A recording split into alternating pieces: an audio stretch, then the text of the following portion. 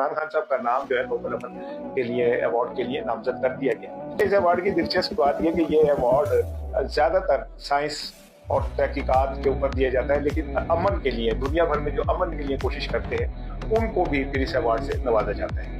तक 16 मुसलमानों को ये अवार्ड मिला है, जिनमें से आप समझ लें कि 4 को साइंस के ऊपर मिला है और 12 को जो है अमन की कोशिशों के लिए मिला।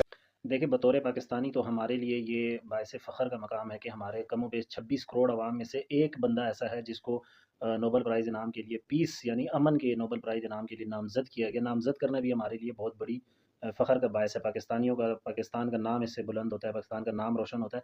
लेकिन हमारे यहाँ तो उसको जो अभी-अभी हमारे बलूचिस्तान में वाक़यात हो रहे हैं, उसमें भी या जो भी दहशतगर्दी के वाक़यात होते हैं, ये कहते हैं कि इमरान खान जो हैं वो दहशतगर्दों को सपोर्ट करते हैं, या उसको फितना टोला का नाम दिया जाता है, इंतशारी टोला का नाम दिया जाता है, फितने खान के लक़ब से उसको पुकारा जाता रहा है। उसको यहाँ तक कि इसराइली एजेंट तक का करार दिया जा चुका है कि वो इसराइली एजेंट है।